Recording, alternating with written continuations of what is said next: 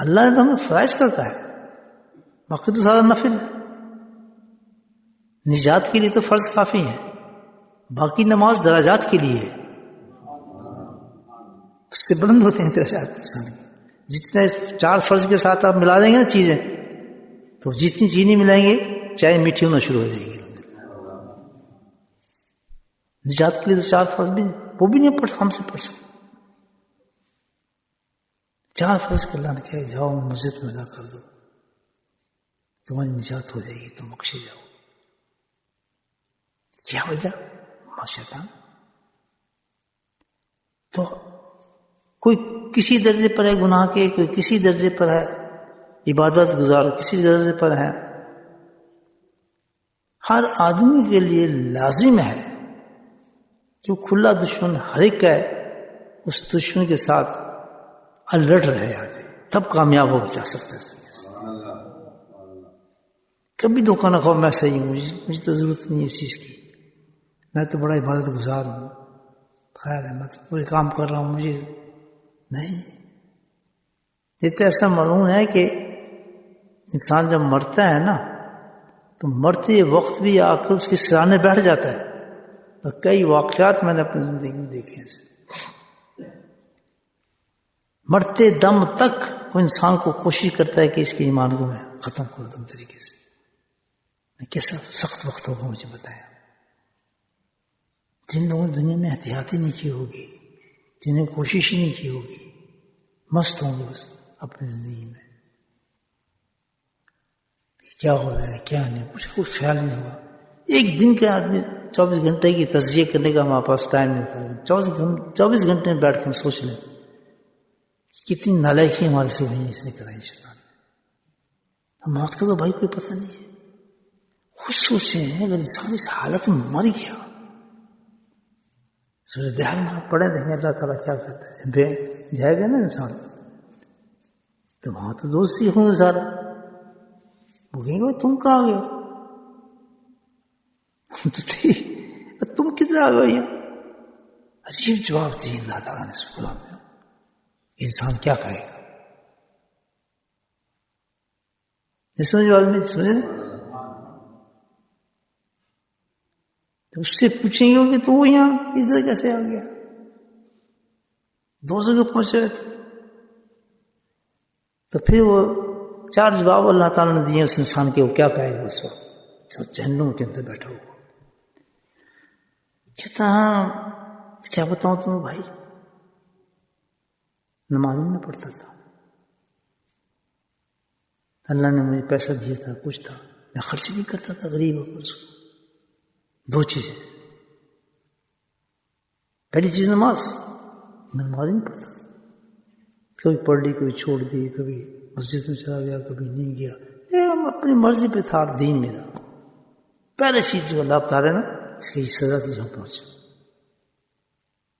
پتا تھا مجھے، لیکن میں نے کبھی شیطان سے لڑا نہیں اس معاملے میں. جیسے وہ کہتا تھا ویسے ہی کر لیتا تھا. چلے آج پڑھ لے، میں کو چلو نہیں چھوڑ جا چھوڑ دو. کچھ پڑھاتے تھا دنیا کے لیے کہ دنیا کیا کہے گی یار تو نماز نہیں پڑھتا، اور کچھ کو پڑھ نہیں دیتا تھا. کچھ کام کرا دیتا تھا اور کچھ چھوڑا دیتا تھا اس سے، تاکہ ادھر ادھر نہ گھومے، بس ایک بات کا جم جائے اس میں. ہو رہا نہیں بھائی، ایسے ہوتا ہی نہیں ہوتا. وہ مطمئن کر دیتا اس کو کہ میں تو نماز نہیں پڑھتا تھا، پیسہ دیا کہ سوچے ہی نہیں کسی غریب کو جا کے تقسیم کروں، کسی رحم نہیں تھا میرے دل میں. تیسری عجیب بات ہے کہ عجیب مشغلوں میں تھا میں، جو غیر قوموں کے مشغلے تھے اس کے میں بھی شامل تھا، بیچ میں ایسے ہی کام کرتا تھا. میں بھی ان کے تہواروں میں شامل ہو جاتا تھا، جیسے مجلس نہیں کرتا تھا، جیسے کام کرتا تھا، سب کے اوپر نیچے میرا ویسے ہی معاملہ تھا. یہ تیسری بات کہی ہے قرآن میں.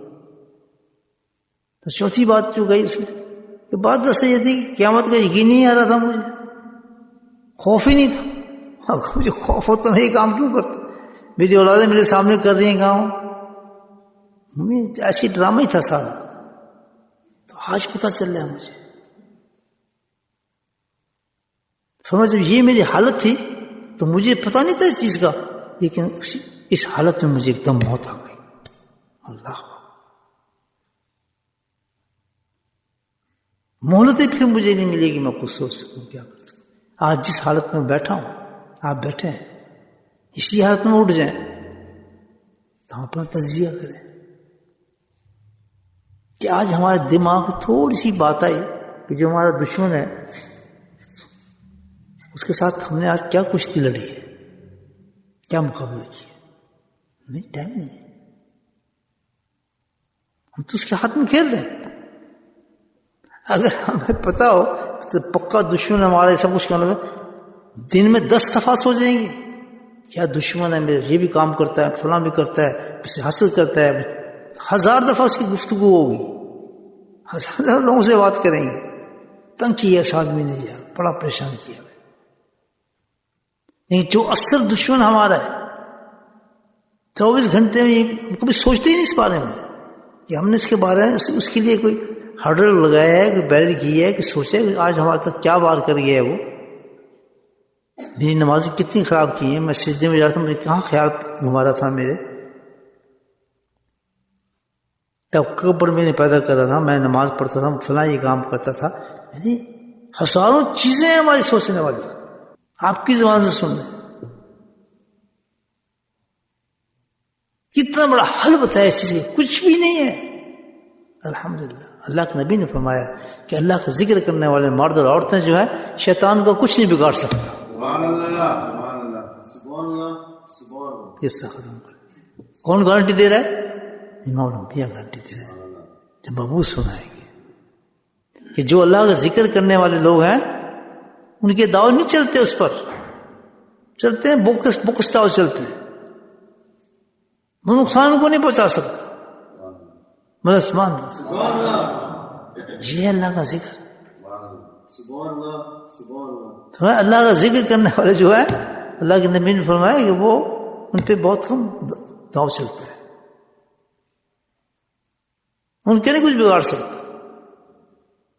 تو میں مثال بھی دیا کہ دیکھیں نہیں آپ کہ جب آدمی دشمن جو ہوتا ہے مارنے کے لیے پھر ہوتا ہے, جس سے میں بتایا آپ کو دنیاوی دشمن, تو اس سے پناہ مانگتا ہے آدمی, پناہ لیتا ہے.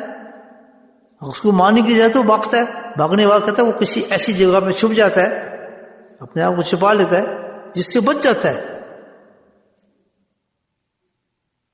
اللہ نے مثال دی. اسی طرح سے بندہ اللہ کا ذکر کرتا ہے تو شیطان کچھ بگاڑ ہی نہیں سکتا اس کو, کیونکہ یہ بہت بڑا قلعہ ہے بچانے کے لیے. سبحان اللہ, سبحان اللہ.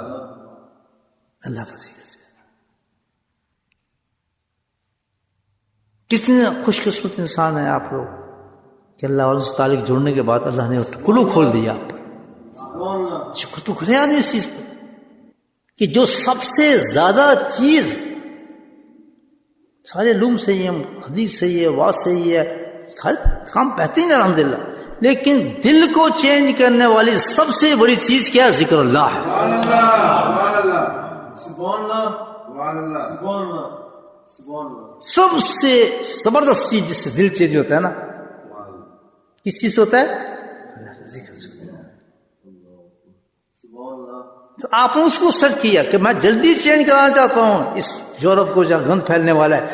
اللہ والوں کو پتا ہوتا ہے نا کہ سیلاب آ رہا ہے, انڈیا پاکستان سے لوگ آ رہے ہیں, یا بسیں گے, آباد ہوں گے, تو کہیں بری تہذیب میں نہ چلی جائیں عورتیں, تو ان کو کوئی واضح رنگ نہیں لائیں گے, مولوی کی باتوں کو سمجھیں گے, یہ اس کے مگن ہو جائیں گے ان باتوں کے اندر. وہ بیچارے محنت کریں گے علماء کرام, وہ بتا رہے ہیں وہ یہ سمجھیں گے. اس کے لیے تو ایسا آدمی چاہیے جن کے دلوں کو تبدیل کر. اور ذکر اللہ سے انسان کو سبحان اللہ, سبحان اللہ, بولے سبحان سبحان اللہ, سبحان اللہ, نہیں سمجھے میری بات؟ سبحان اللہ, سبحان اللہ, یہ وہ ذکر ہے. سبحان اللہ. جو بھی اخلاق ساتھ کہتا ہے میں صحیح ہونا ہے, اسٹارٹ کہاں سے کرے؟ اللہ کا ذکر سے. اللہ نے خود اعلان فرمایا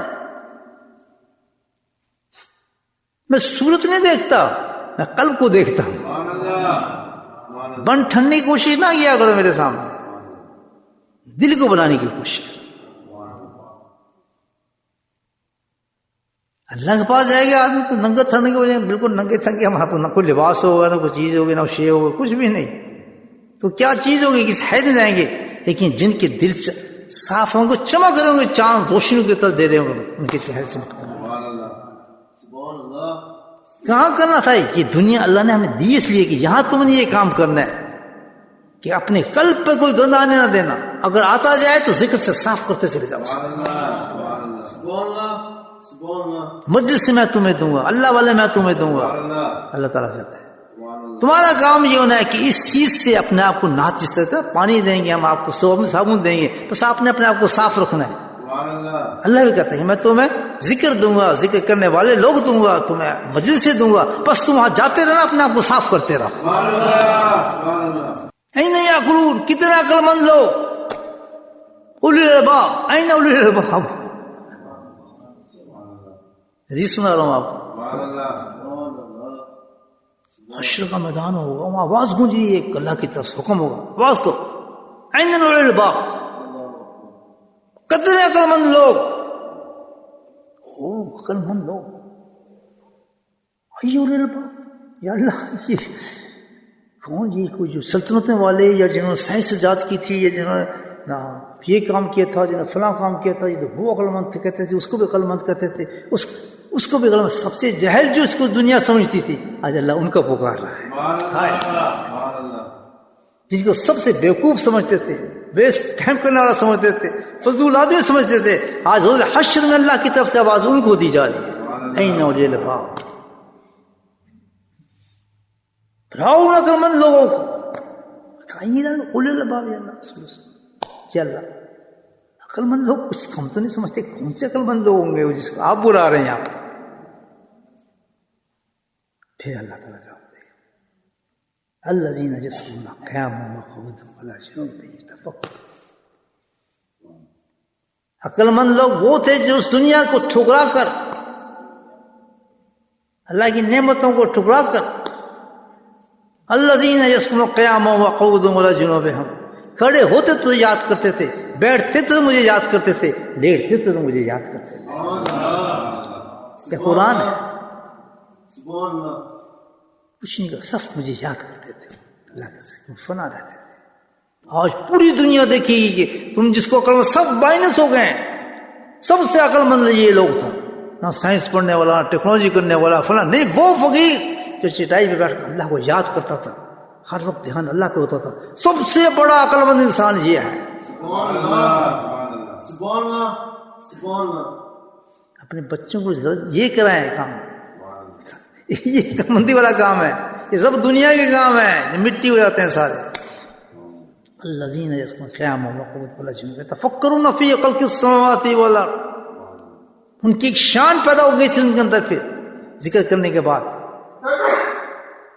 ایک فکر پیدا ہو گیا تھا ان کے اندر. فکرون, وہ کیا, اس کے اندر ایک فکر ہم نے پیدا کر دیا تھا. کیا کہ ذکر بھی تھا اور فکر بھی تھا. کیا کہ امام غزالی فرماتے ہیں کہ غور فکر میں کیا فرق ہے. فرمایا غور جو ہے وہ معرفت الہی ہے, اور فکر جو ہے وہ محبت الہی ہے. صوفیو, اللہ کا ذکر بڑی چیز ہے. تفکر فکر سبحانک, کہتے ہم تو اللہ کا ذکر کر سکتے ہیں, ہمیں کچھ پتہ نہیں اس چیز کا.